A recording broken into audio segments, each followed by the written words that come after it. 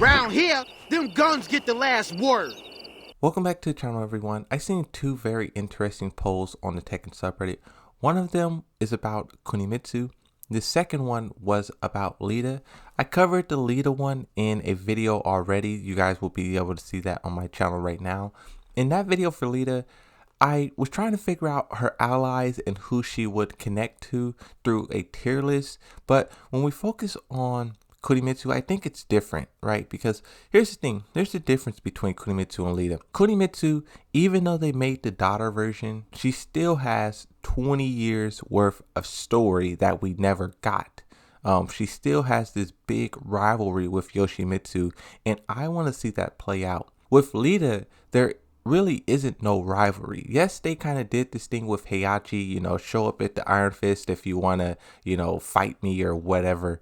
But Heihachi's gone, and now she's going to be dealing with Kazuya and Jin. So they really can push Lita in any direction that they want. I made many videos, so many videos talking about what they can do with that character to make the story right. Because I don't want Lita to be some, another no-name character running around accomplishing nothing. So I made many videos talking about what I think she can do. But now I want to talk about Kunimitsu, right? Because Kunimitsu, the daughter, I've been talking trash about this character since this character was released, right? I was very disappointed that it wasn't the mother, and I sort of held on to that like a grudge.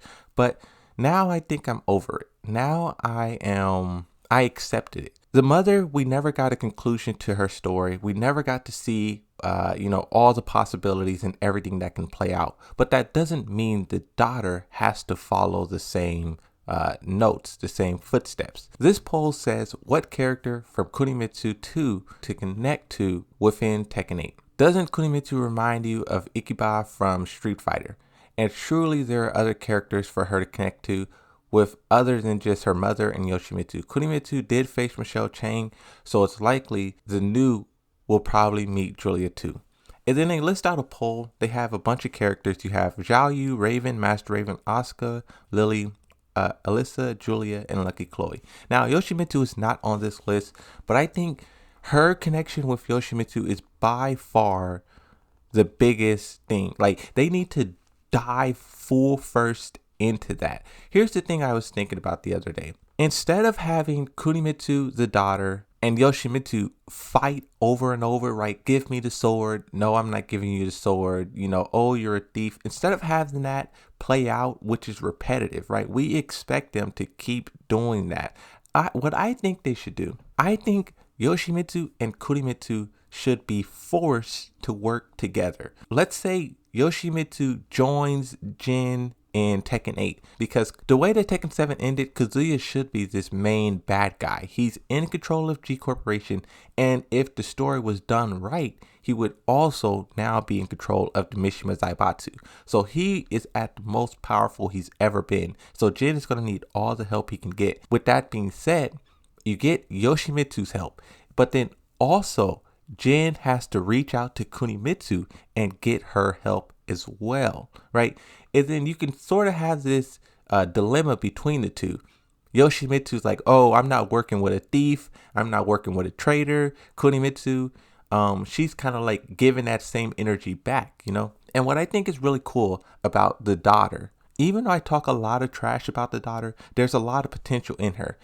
If we look at the trailer, in the trailer, she's not really hateful. She's more so like just doing it just to do it, right? When she goes after Yoshimitsu to get the sword, it's almost as if she doesn't really even care about the beef. She doesn't care about Yoshimitsu. She only is trying to get the sword to make her mother happy.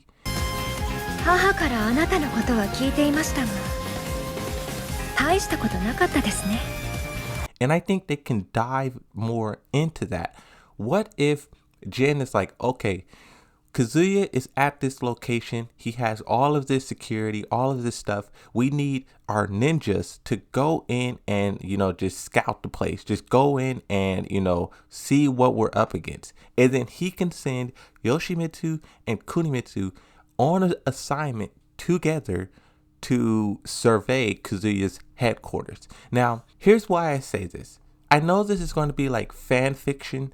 But I'm just trying to think of ways they can salvage what they've done to these characters already. How they could turn these negative stories into a big win, a big positive. So Jin sends Yoshimitsu and Kunimitsu to scout Kazuya's base. Now, the whole way there, Kunimitsu and Yoshimitsu is kind of bickering back and forth. Oh, you're a traitor. Your mother tried to steal my sword. She was like a sister to me. All of these things, right? Because this is one thing that I think is very interesting. Kunimitsu, the daughter, heard the story of Yoshimitsu and the sword from her mother. But in Tekken 8, she can hear the story from Yoshimitsu's perspective, and that can sort of change things, right? I did everything I could to help your mom. She betrayed us. She broke our code, and she tried to take the sword. This sword is everything to the Maji clan. This sword is our history, is our legacy, and she tried to take that. And what I think would be really cool, we just see them sort of working together, but not really working together. They're kind of like upset. There's like tension between the two. After they're done, scouting the headquarters, maybe they fight Bruce, or maybe they fight Anna. Maybe they have to fight to save each other. An example I give, for those of you who watched Avatar, do you guys remember when Zuko dressed up as the Blue Spirit and he went and freed Aang from imprisonment? Aang got captured by, what's that guy's name? Not Iroh, Commander Zhao. Aang got captured and was waiting to be transported to the Fire Nation to be executed. But Zuko, even though that was his enemy too, he went in to free him. And once he freed him, they had to work together to get out. Even though they were kind of enemies, yet Aang didn't know who the Blue Spirit was until at the end of the episode. Even though they were enemies, they still had to work together to survive. And I think Kunimitsu and Yoshimitsu can be put in that same position. They go there to scout the building, but then things go left and they have to work together to get out. An idea that I just thought of right now. What if Brian Fury is working with Kazuya in Tekken 8? What if they have some sort of deal where if Brian Fury help protect Kazuya, then Brian Fury, maybe he can get some upgrades, maybe he can get some Mishima Zaibatsu tech, because Brian Fury is a cyborg. That means he has metal parts in him, and maybe Kazuya can form some sort of alliance through the promise of upgrading him, right? I think it would be really cool to have Yoshimitsu and Kunimitsu fighting this upgraded Brian Fury. That would really bring Yoshimitsu's story full circle, and I think that would also show Kunimitsu what has happened in the time since she was gone. She's been gone 20 years from the story. The story haven't stopped. Yoshimitsu has been facing new threats and new enemies the whole time. And having an upgraded Brian Fury that both of them are struggling to defeat, they only can, escape through, teamwork. That can really push their bond and their relationship to a new elevation. And I don't want to make it like cliche, like everything's all good, but I think something can switch in Kunimitsu's mind to where, you know what? I want him to talk to the mother, because for those of you who don't know, the original Kunimitsu is not dead. She is dying currently. She's laying in bed sick. Kunimitsu, the daughter, is like, you know what? I want Yoshimitsu to see what my mother really is, right? Because Yoshimitsu has all of these negative opinions about her. Oh, she did this. Oh, she did that. But Kunimitsu, the daughter, is like, you know what? Follow me. I want to show you something. And Yoshimitsu was like, where are we going? Where are you taking me? And the whole time they're just going through some, forest. They're just going through a jungle. Then all of a sudden they're in a town. And then Yoshimitsu's kind of putting the pieces together like, wait, are you taking me to your mother? And then Kunimitsu says something like, oh, I want you to see that she's not that bad of a person. Or I want you to see that she's changed, that she, something, right? Kunimitsu's a daughter, because this is the whole thing. The daughter Kunimitsu should be trying to fix the legacy of the Kunimitsu name. She should be trying to uphold that, right? You don't want this Kunimitsu name to be seen as a thief, as a traitor. You want that to be seen in the highest light it can. And what other way to do that but then to have the mother talk to Yoshimitsu and sort of, clear the air, talk about the beefs and whatnot.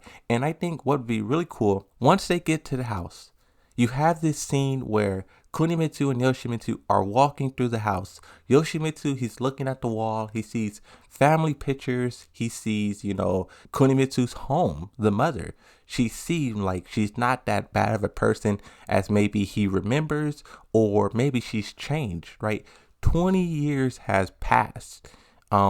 Someone is not going to stay the same forever, all that time, And I think once they actually get to the room, you can have Yoshimitsu, in that moment, he sort of forgives. In that moment, he sort of let goes of all the hatred and anger. Because if you look at the trailer, I think the only thing he says to the daughter Kunimitsu is like, you have no honor, or you are a traitor. He says something like that.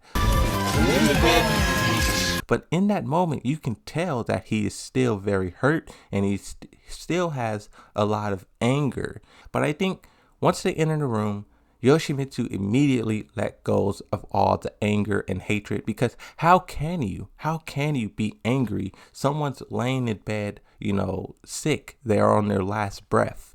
And I think in that moment, we can have a dialogue between Yoshimitsu and the original Kunimitsu where they talk about the past and they talk about what happened. Maybe there can be some flashbacks and, basically all I'm saying is I think Yoshimitsu should meet the original Kunimitsu before she actually passes away. If she passes away and they're not allowed to talk to each other to fix the pain of the past, I think Kunimitsu, the daughter story, is going to go in some horrible direction. Because, if they bury the hatchet, if they fix the problem, then you can have Yoshimitsu and Kunimitsu sort of work together. Maybe it's not, perfect. There is a little polish that needs to be added here and there. But I think you want to have these people, oh, I need the sword and I'm trying to get the sword and I'm trying to fight. And I think it could be more than that. I want to see development. And that's why I was so upset when they added the daughter, because I felt like all hopes for development was lost. But it's not lost. It's still there. It's just in a different form now, right? So I was kind of hesitant to say this, but I'm going to say it. What if in like Tekken 9, Yoshimitsu gives Kunimitsu, the daughter, a chance to join the Manji clan? It may not be that high of a rank as the mother held, but she can start somewhere. I think that would be a really cool cliffhanger. Maybe not for Tekken 8, but maybe for Tekken 9 or something like that. But I would like to see these two characters bury the hatchet, is all I'm saying. Something else that I was also saying, because here's the thing.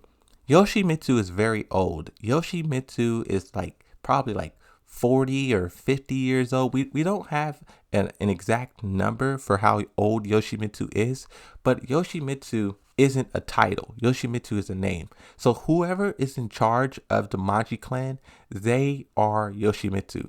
So right now, the person we have in Tekken 7, if he dies and is replaced by someone else, that person will now become Yoshimitsu. And I was thinking, what if Kunimitsu, the daughter, eventually replaced Yoshimitsu? For the first time ever, we had a female Yoshimitsu, and it originally was Kunimitsu, the daughter.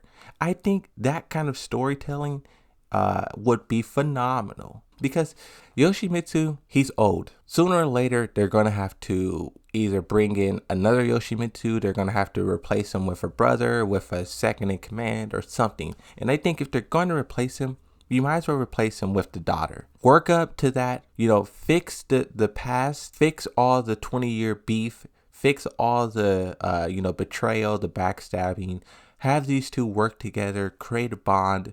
And, eventually they can work up to a point where she is in charge of the Manji clan. She is next up. I don't know how that would go from a gameplay perspective, having Kunimitsu become Yoshimitsu, because Yoshimitsu has a very specific fighting style. and Kunimitsu was pushed off in her own direction, and she now has her own fighting style. So would they mash the two together? Would they blend the two? Or would Kunimitsu really just fight like Yoshimitsu and kind of abandon what she's been doing?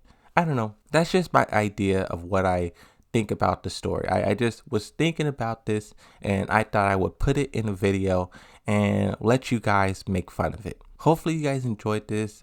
Thanks for watching, and I'll see you next time. Bye bye.